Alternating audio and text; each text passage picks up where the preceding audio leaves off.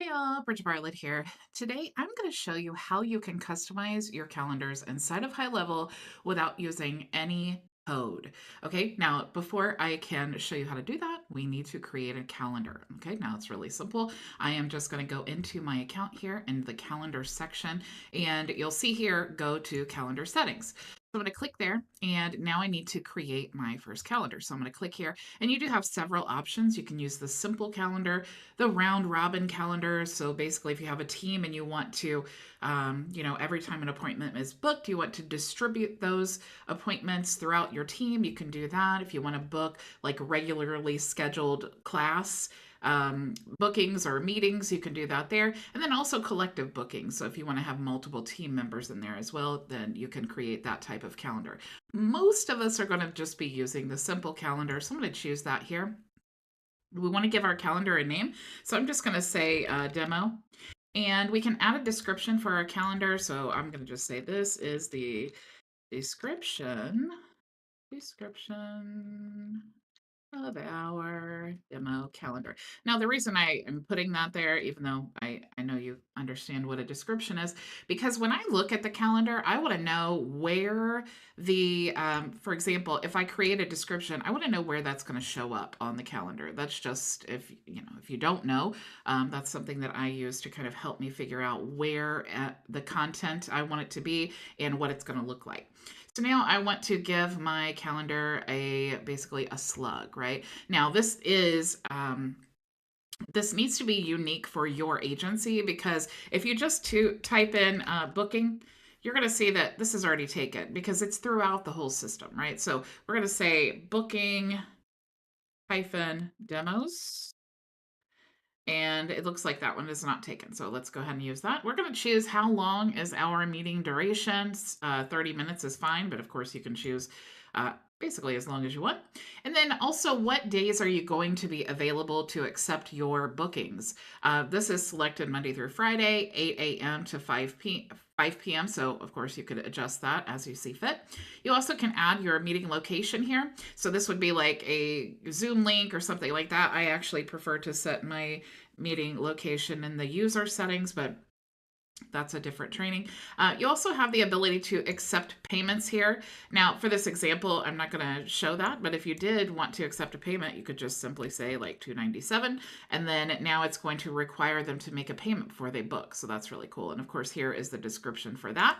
And then you have some advanced settings here, which takes us over into the main settings where you're going to do the customizations. Okay, so in here you'll see that we have the calendar logo. All right, now it says the dimensions are 180 by 180 pixels. All right, so I'm actually just going to drag in my calendar logo over here, and then I'm just going to drop it, and now my logo's there. You can choose whether you want the image to be a square or a circle. This image is actually already a square, but I like the way that it looks with the circle. So I'm just going to say circle.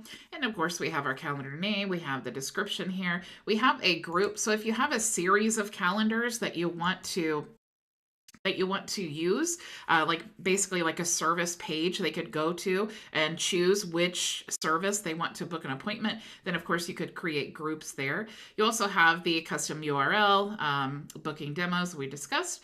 You also have the meeting invite title, which defaults here with the custom value of the contact name, because that's typically what we want. But you may even want to add something here, like maybe you want to add colon and then say demo, or whatever you want to say. And then, of course, you can add a meeting location here as well. So I'm going to choose the color here that I want my events to be. Of course, I'm sure you're not surprised that I'm choosing purple.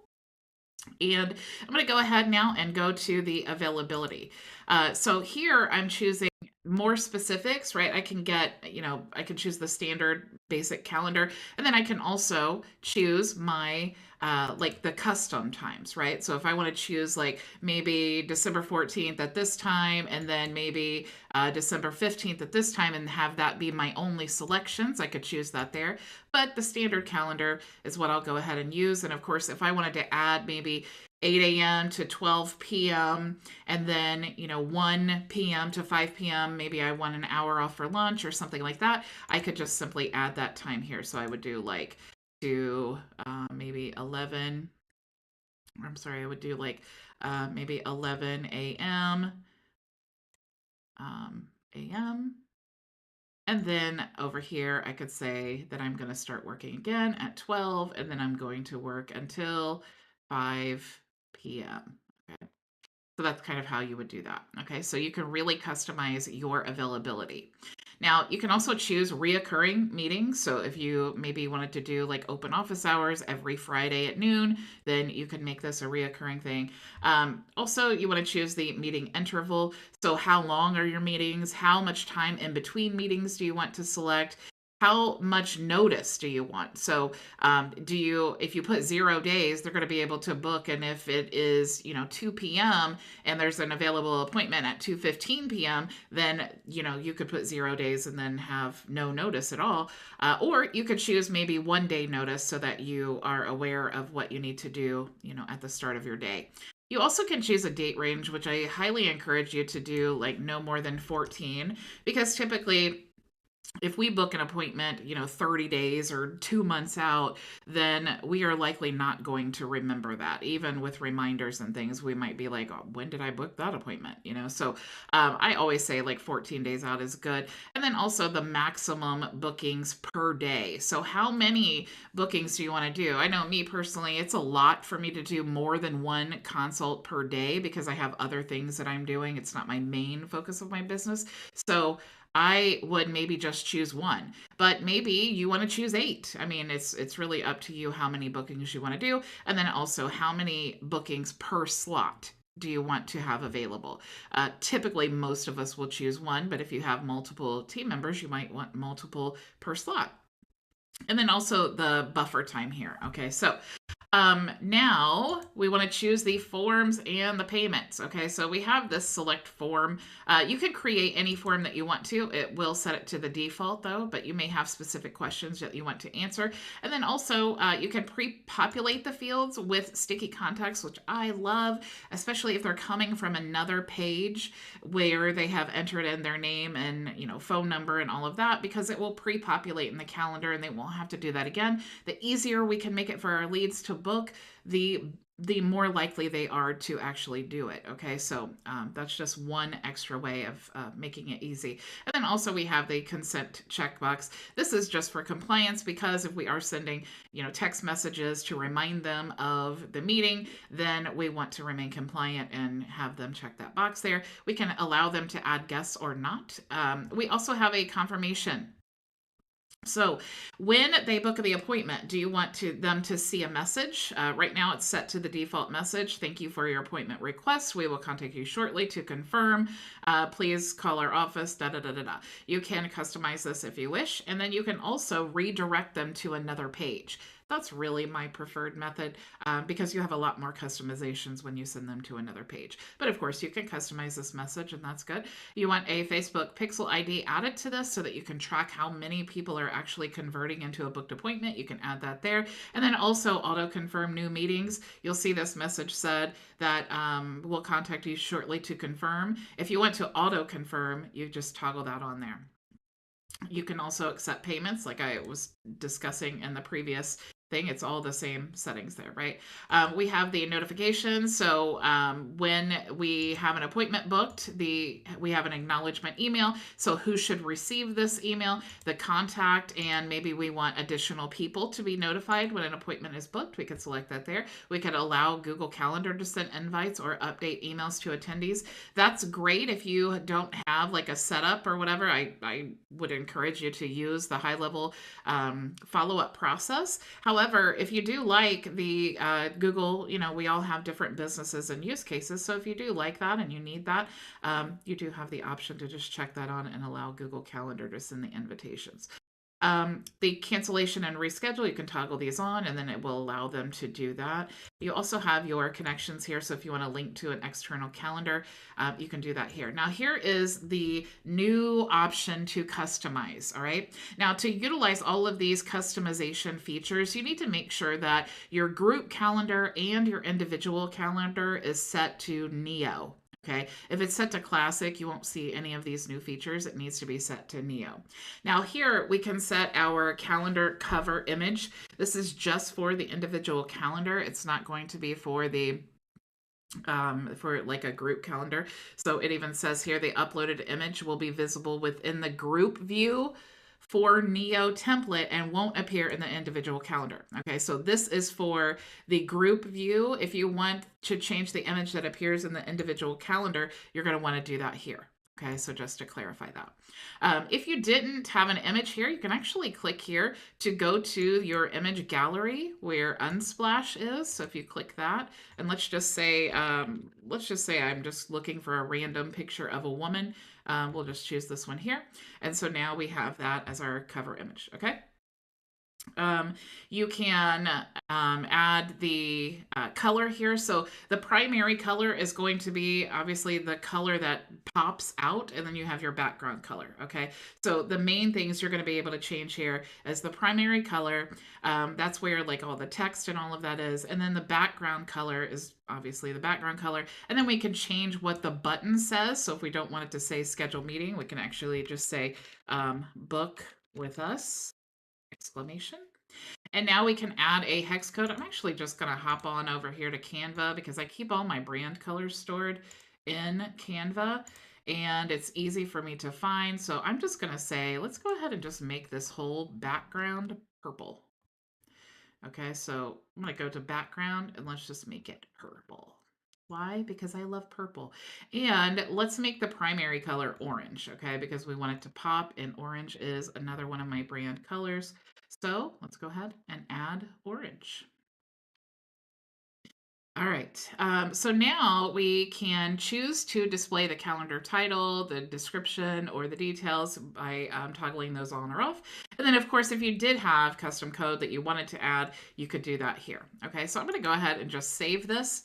And let's go ahead and see what this looks like here. So I'm going to open this up and let's go share. I'm going to copy this calendar link and let's open this up in a new window. Okay, so now you see that we have the background of the page as white because we would typically want to embed this into a calendar or into a page rather. But you see now the calendar is purple and the dates are orange, you know, like we had them. So if I wanted to book an appointment here and you see it looks really nice. There's no, like I said, we used to have to put in codes, use CSS to be able to customize this, and now we don't have to do that anymore. Okay, so lots of options there to really make that pop. Now, if you wanted to customize your groups, though, what you need to do is let's go ahead and just duplicate this calendar. And instead of that vision image there, let's go to, let's add another image here because I want you to be able to see the difference where the images are. So I'm just going to choose, for this one, we'll choose Unsplash. And let's just say man because we chose a woman before. And we'll just say this guy right here, right? And so now I want to go back to my calendar here and I'm going to create a group. Okay, so we're going to call this team. And it needs to be Neo. This is why I wanted to show you this, okay? Because if you want to utilize these customizations, that widget, it needs to be in the Neo here, not Classic, okay? Because it won't show up. So I'm going to go ahead and just create this. We do need to add the widget. So let's just say Team Vision and create. All right, so now we have this here. So let's go ahead and just look at this. I'm going to copy the permanent link. Let's open this up.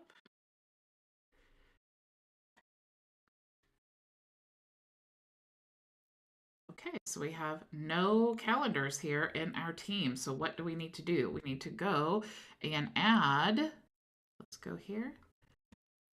Let's go to the calendars and let's go to move to group. And now we have our group here. And it says, please note that the legacy link will stop working once you proceed with the change. Please confirm by selecting the box. So I'm going to go ahead and choose that. And now I want to go to the other calendar here. We're going to move this to the group as well. So I'm going to say team and check the box. And now let's go ahead and refresh our team link. And now you see the two different calendars here with the book a demo and then the just the standard demo. Okay, so you see on the individual calendar, we have the vision logo. But if we have the, let's go back to this one. If we have the actual, pull this up. So here, where these images are in the calendar, you're going to, I just want to make sure that you understand this. In the calendar, there's my vision logo. So it's in the meeting details, okay? But you can see in customizations, that's where the image is going to show here on this page, okay? So you can see now we have the search bar. This is really how you're going to also create the service-based calendar. So if you are like a salon or a barber shop where you have many different services and maybe many different team members who provide those services, you could literally add this to your website where they can shop around between all of your services and then book the specific service or team member that they are interested in booking with. Okay, so really easy to create and super, super powerful. And what great positioning, right? I wish so many salons would start utilizing these features. So as a customer, I could benefit from that. I wish so much. So you guys go tell every salon and barbershop on the planet about this option so they can increase their sales and retention. So thank you all so, so much for joining me, and I will see you tomorrow, same time, same place. Go make your vision a reality. Bye. Thank you so much for joining us for today's training. If you have any questions, you can join us for open office hours starting right now at bridgetbartlett.com. It's free and open to everyone, so I'll see you there.